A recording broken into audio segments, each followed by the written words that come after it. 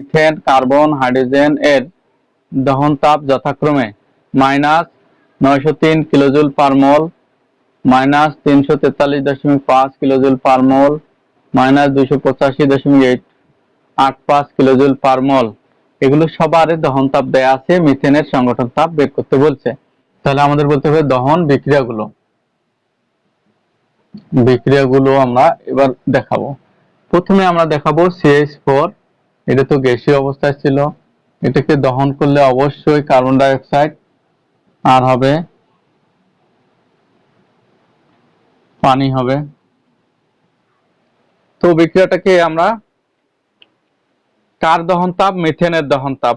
দহন তাপ মানে হচ্ছে এই জিনিসটার 1 মোলকে দহন করতে এই পরিমাণ তাপের উৎপন্ন হয়েছে, তাহলে এইটার 1 মোল ঠিক রাখতে হবে, এটা 1 মোল ঠিক রাখতে হবে। এবার ওপাশে সমতা করতে গিয়ে কারো অবস্থা কম বেশি হবে, হোক, সেটা বিষয় না। তাহলে কার্বন একটা ছিল, কার্বন একটা, অক্সিজেন কিন্তু এখানে 2টা লেগেছে, সমস্যা নেই। এবার দেখো হাইড্রোজেন কিন্তু এখানে 4টা আছে, তাহলে এখানে যদি 2 দেই তাহলে 4টা হাইড্রোজেন মিলে গেছে। এবার কার্বন আর হাইড্রোজেন মিলে গেল, এখন অক্সিজেন এখানে 2টা আর এখানে 2টা, 4টা, তাহলে এখানে 2 দিলেই আমাদের মিলে যাবে। এই দহন বিক্রিয়াটা আমাদের কমপ্লিট হলো। এইটা তাপের মানটা আমরা কিন্তু এখানে পাচ্ছি, ΔH দহন মানে হচ্ছে CH4 মিথেনের দহন তাপ, এর মানটা আমরা এই যে এই জায়গায় পেয়েছি -903 কিলোজুল পার মোল।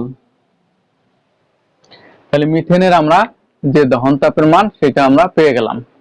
এখন 2 নম্বর, আমরা কার্বনের যদি দহন তাপ এটা বের করতে চাই তাহলে এটা খুবই সহজ।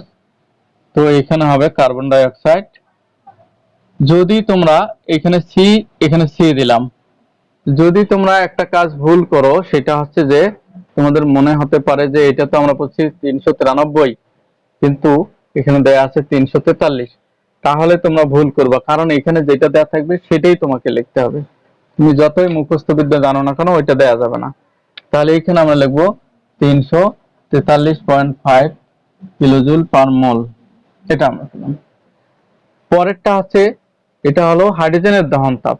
তো হাইড্রোজেনটাকে 1 মোল ঠিক রাখতে হবে, এইটাকে দহন করতে গেলে অক্সিজেন লাগবে। তো এই বিক্রিয়াটাতে আমরা যদি একটু লক্ষ্য করি, এখানে কিন্তু পানি হবে, লিকুইড। তো এই জায়গায় দেখো এর 1 মোল ঠিক রাখতে হবে, তাহলে পানি 1 মোল মানে এখানে 2টা হাইড্রোজেন, এটাও ঠিক আছে, অক্সিজেন লাগবে ½ মোল। তাহলে যার দহন তাপ তাকে 1 মোল ঠিক রাখতে হবে, বা যার গঠন তাপ তারও 1 মোল ঠিক রাখতে হবে। এবার আমরা বলবো ΔH,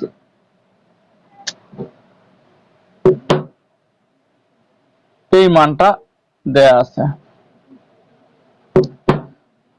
হাইড্রোজেনের দহন তাপ -200 কিলোজুল পার মোল। এই সবগুলো আমরা পেয়ে গেলাম। এখন তোমরা একটু লক্ষ্য করে দেখো যে এইটা তো আমরা পেলাম দহন তাপ, কিন্তু তৈরিটা হয়েছে কি? কার্বন ডাই অক্সাইড না? তাহলে কার্বন ডাই অক্সাইডের এটা কি তাপ হবে? 1 মোল তৈরি হয়েছে তার উপাদান মৌল থেকে। তাহলে এই জিনিসটাকে আমরা কার্বনের যেমন আমরা দহন তাপ বলতে পারি, এটাকে কার্বন ডাই অক্সাইডের গঠন তাপ বলা যাবে কিনা? দেখো কার্বন ডাই অক্সাইডের 1 মোল তৈরি হয়েছে উপাদান মৌল থেকে, সুতরাং ওইটা কার্বনের দহন তাপ, আর এটা এইখানে আমরা বলতে পারি ΔH F carbon die oxide. তার মানে এটা দেখো একই সাথে 2টা জিনিস বোঝাচ্ছে, আবার বিক্রিয়া তাপও বোঝায়।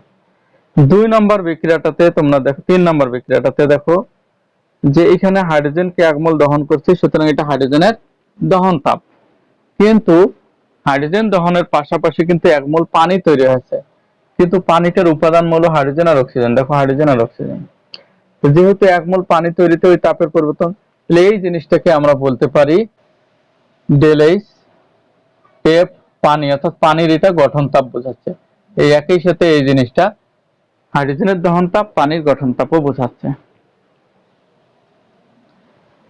এখন আমাদের প্রশ্নের যেটা উত্তর চাওয়া হয়েছে সেটা হচ্ছে মিথেনের সংগঠন বা গঠন তাপ।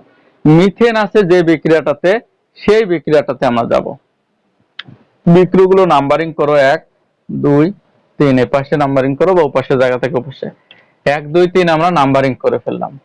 করার পর আমরা দেখব মিথেনের কথা যেহেতু উত্তরে চাওয়া হয়েছে, মিথেন আছে যে বিক্রিয়া, সেই বিক্রিয়াটা আমাদের এখন নজরে আনতে হবে। 1 নং হতে আমরা কি বলতে পারি, এটার বিক্রিয়া তাপ, আমরা যে একটা সূত্র বলছিলাম যে বিক্রিয়া তাপ সমান কি উৎপাদের গঠন এনথালপি, এরকম কি বলছিলাম?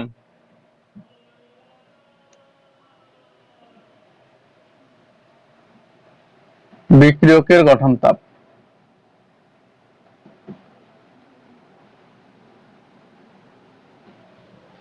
তাহলে বিক্রিয়া তাপ সমান আছে উৎপাদের গঠন তাপ বিয়োগ বিক্রিয়কের গঠন তাপ।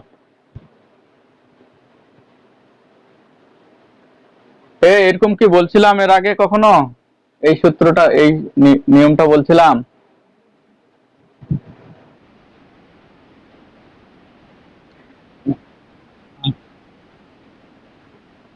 না, ওইটা ছিল বন্ধন ভাঙা। ঠিক আছে, বিক্রিয়া তাপ নির্ণয় করার দুইটা পদ্ধতি আছে।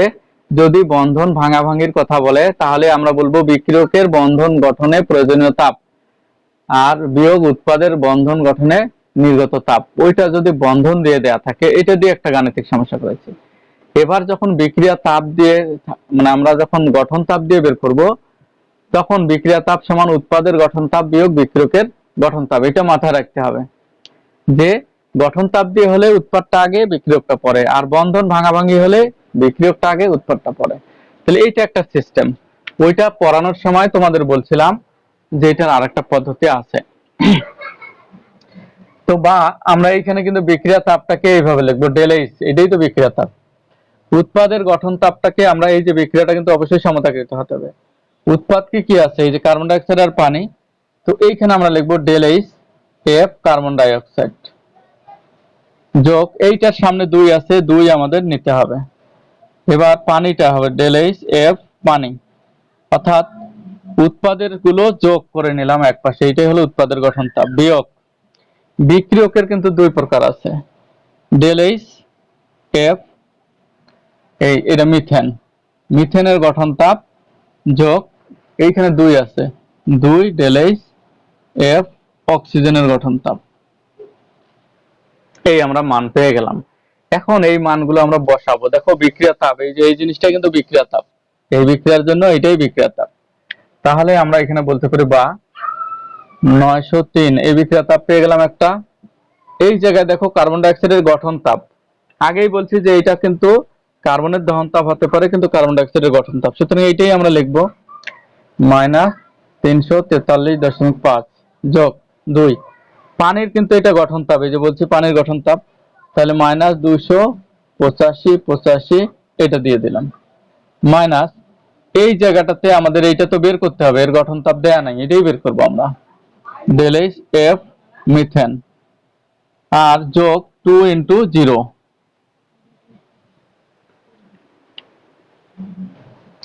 এখন তোমাদের প্রশ্ন হতে পারে ওখানে 0 বসালাম কেন? যদি কোনো মৌলিক পদার্থ দেয়া থাকে, মৌলিক পদার্থ, তো 1 নম্বর বিক্রিয়া দেখো অক্সিজেনটা O2 অবস্থায় ছিল কিনা, অর্থাৎ যদি মৌল অবস্থায় থাকে তাহলে মৌল অবস্থায় ওকে গঠন করতে হয় না, তাহলে মৌলের গঠন তাপের মান 0 ধরতে হয়। এইখানে মাথায় রাখতে হবে মৌলের গঠন তাপ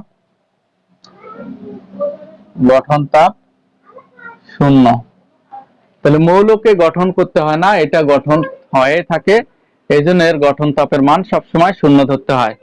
তো বা আমরা এই মানগুলো এখন আমরা হিসাব করব, করলে কিন্তু কাঙ্ক্ষিত মানটা আমরা পেয়ে যাব।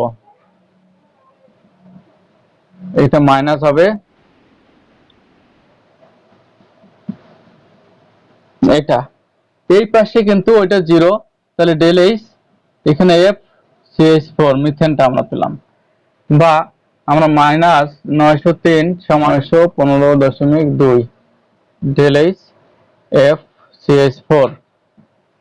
এবার এটাকে উল্টাপাল্টা যদি করি, এটা সামনে আসলো ডেল এইচ এফ CH4, এটা পাশে চলে গেল 15.2 প্লাস 903, এগুলো সবগুলো যদি হিসাব করা হয় 12.2, এত কিলোজুল পার মল আমরা বলতে পারি, যেহেতু এর গঠন তাপ 1 মোল গঠন করতে এত কিলোজুল পার মল আমাদের শক্তির পরিবর্তন ঘটবে। এইটা হলো অ্যান্সার।